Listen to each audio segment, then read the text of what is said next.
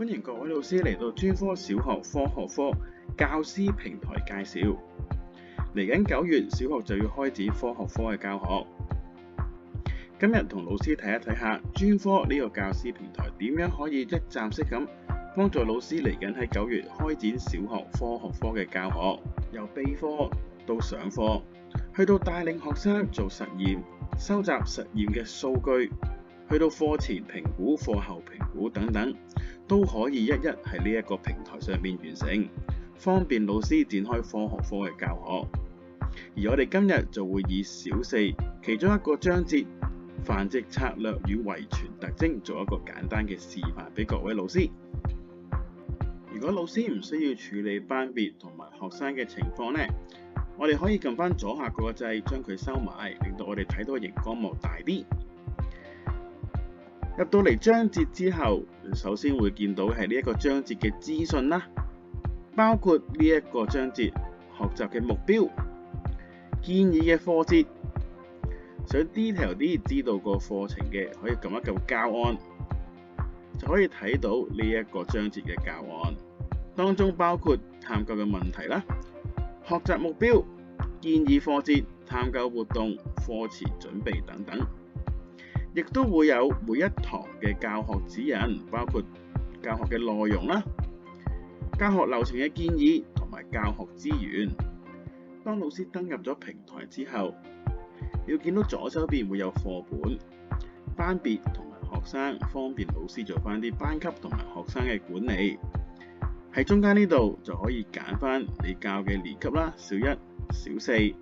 邊一本書。而右手邊就會顯示翻呢一本4A 嘅章節同埋探究活動。今日我哋就會以章節4去做嘅。出翻嚟之後，我哋一齊睇一睇專科為各位老師預備嘅資源。首先我哋睇一睇課文。老師喺備課嘅時候或者係上堂嘅時候都可以撳預覽課文去顯示個課文出嚟。亦都可以根據老師嘅教學去調整翻呢個課文顯示嘅大細啦，全頁顯示、兩頁咁顯示都可以嘅。而左上角就有唔同嘅工具俾老師喺上堂嘅時候或者備課嘅時候去做唔同嘅筆記。而亦都可以見到啦，我哋教學嘅時候有一啲 suggest 嘅短片俾老師去用啦。老師喺備課嘅時候，亦都可以通過撳呢啲掣去顯示個短片，或者上堂嘅時候直接撳呢個掣都可以顯示到我哋 Trick Education 嘅短片。另外啦，亦都可以撳一撳我哋左上角嘅教師嘅資料啦。老師亦都可以撳一撳右上角嘅教學建議，會顯示翻唔同嘅問題嘅答案啦。除此之外，亦都會顯示翻唔同嘅答案裏邊嘅一啲額外嘅資訊，方便老師備課啦，同埋上堂同同學仔做教學嘅。之後我哋一齊嚟睇一睇探究活動。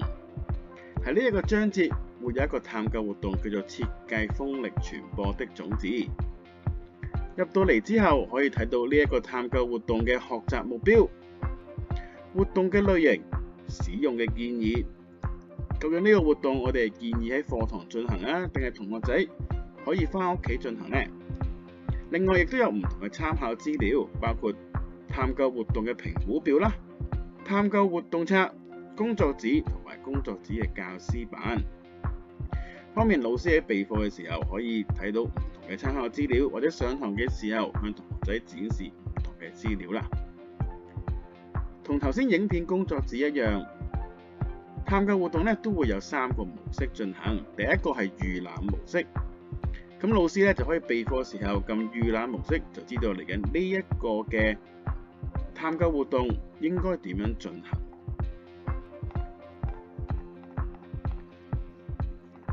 而另外中間嘅進行課堂模式，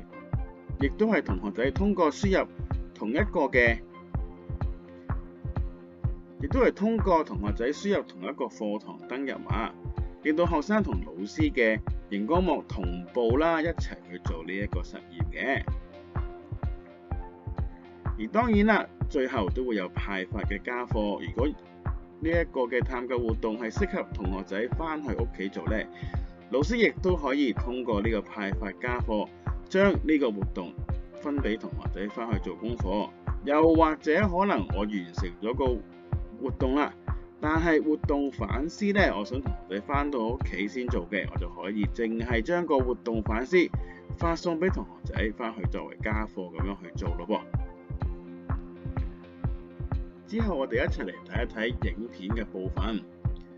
我哋都提供咗唔同嘅影片嘅資源。Trig Science 同呢個章節有關嘅影片都會放咗喺影片呢一個部分。老師只需要撳落去就可以睇到呢段影片。同時啦，我哋亦都會有影片嘅工作紙。當中預覽嘅時候，老師可以預覽嘅工作紙啦，睇到同學仔嚟緊會做嘅時候，會觀看邊一啲影片先，答邊一啲嘅問題，方便老師去備課。而另外亦都會有呢一個嘅進行課堂，就係俾老師呢通過呢個課堂登入碼，同學生一齊登入之後呢，一齊去完成呢一個嘅影片工作紙啦。除此之外，老師亦都可以用呢個影片呢作為一個可能係課前嘅評估，或者係課後嘅評估。老師可以撳一撳呢個派發家課，就可以根據你想派嘅班別啦，呢份功課開始嘅時間、結束嘅時間，然之後就可以揀翻。例如我哋上堂睇咗好多唔同嘅影片啦，但係我有另外一個影片呢，我哋想佢翻去做嘅。例如我想佢睇一睇呢個狡猾的蘭花同埋種子傳播，我就可以揀選呢兩段影片，發送俾同學仔去做啦。老師通過呢個工作紙，可以同同學仔一步一步去完成呢一個嘅探究活動。老師只需要撳一撳右下角嘅同步頁面，咁同學嘅頁面呢就會同老師一模一樣，方便老師做翻課堂嘅管理。開始嘅時候，我哋都有啲問題去問同學仔啦。同學仔作答完之後呢，老師亦都可以實時睇到嘅統計嘅資料，睇到同學仔作答嘅答案，方便再做多啲嘅教學。除此之外，實驗開始嘅時候呢，我哋都有翻個材料及工具嘅清單啦，同同學仔一齊界定翻個問題，包括理解個需求啦、條件限制同埋成功嘅準則。而呢一個製作風力傳播種子模型嘅探究活動，個需求就會係設計及製作運用風力傳播嘅種子模型，而條件限制就係只能夠帶一粒種子，同埋可用嘅材料咧都有限制嘅噃。而成功嘅準則就係粒珠能夠借助風力傳送到1米以外嘅地方。喺成個活動裏邊咧，我哋會用嘅方法去收集同學仔嘅資訊啦，同佢哋嘅數據嘅，包括可以畫佢哋嘅設計模型啦，影相去影低佢哋製作咗嘅模型，再用短片去記錄翻佢哋實驗嘅成果。完成活動之後呢，亦都會問翻同學仔對呢個實驗滿意嘅地方啦，有啲咩地方可以修改，亦都可以用錄音嘅方式呢，方便同學仔記錄翻佢哋嘅諗法。之後亦都可以畫出佢哋嘅改良方案，唔想喺個電腦熒光幕上邊畫嘅，亦都可以呢畫完之後影翻幅相做翻個記錄。然之後亦都會分享翻同學嘅設計，包括可以睇到唔同同學嘅設計，去俾翻一啲 like 嘅同學仔啦，方便同學仔咧進行交流。亦都會有反思嘅環節，等老師同同學仔一齊做翻個反思咯噃。例如呢一個就會講，如果冇材料嘅限制，同學仔會點樣修改種子模型嘅設計呢？之後就會有結論，等同學仔咧通過咗呢個探究活動之後，佢哋得出嘅結論啦。之後就會有翻個自我嘅評估。完成探究之後，老師咧可以睇到學生嘅評估啦。例如1號同學已經完成咗個評估嘅時候，會睇到呢個同學咧，佢每一個部分做成點樣啦，佢嘅設計嘅方案係點樣，佢嘅短片去做實驗時候短片係點樣等等呢，人工智能都會做翻個評估嘅結果嘅。咁老師可以睇翻人工智能嘅批改啦，最後嘅亦都可以咧做翻個老師嘅評語，記錄翻呢個同學喺呢一堂做嘅實驗嘅時候嘅情況啦。老師喺儲存咗工作紙之後咧，可以去翻狀態嗰度撳翻發布，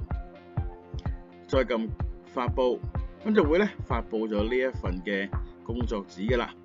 咁翻到出去嘅時候，亦都可以見到張工作紙喺呢度啦。我哋可以撳翻張工作紙，可以有翻預覽嘅模式同埋派發家課嘅模式，就可以可能上完堂之後派翻俾同學仔考下佢哋個理解嘅，咁可以撳翻派發家課，亦都可以 send 翻俾同學仔，設定翻開始日期同埋結束日期。之後我哋睇一睇自定工作紙嘅部分，會有已經設置咗嘅課前評估，而裏邊會有預覽嘅模式、進行課堂嘅模式同埋派發家課嘅模式。喺預覽模式裏邊，老師可以見到同學仔會做嘅問題啦，方便大家去備課嘅。而另外啦，喺進行課堂模式嘅時候，老師就可以同同學仔一齊去做呢啲問題咯。而同時啦，亦都可以實時咧統計到呢啲資料，等老師知道同學仔做成點樣嘅。最後就係可以將佢作為一個家課派發俾同學仔做，揀好你嘅班別、開始日期、結束日期就可以發送出去㗎啦。除此之外，撳管理呢度咧，老師亦都可以自己新增工作紙俾同學仔做嘅。入到嚟，你會見到有3個模式。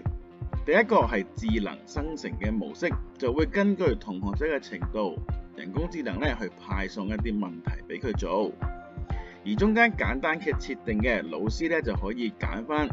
適合嘅章節啦，做幾耐啦，然之後生成工作紙。而最後手動製作就係老師自行喺題庫裏邊選擇題目。我哋睇一睇智能生成呢一個功能。撳咗入嚟之後咧，老師可以更改翻工作紙嘅名稱啦，佢嘅分類，俾嘅年級。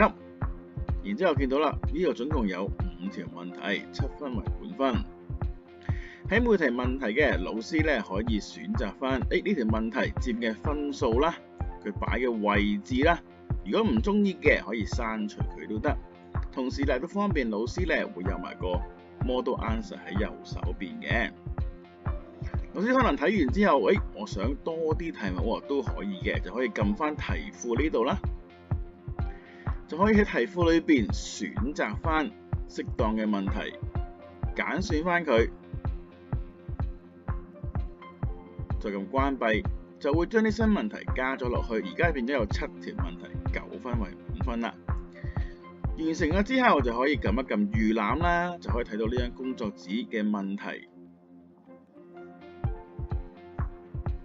最後就可以撳儲存工作紙 ，save 低佢啦。而你喺呢個版面最後嘅位置會見到教學進度，亦都有最近任務。咁老師可以睇翻呢一個班最近做過啲咩任務啊，做過啲咩評估，上堂嘅時候用過邊啲資源啦。而右手邊嘅亦都會有建議任務，即係根據呢一班而家教學進度嚟緊可以做邊啲嘅任務，用邊啲嘅資源啊。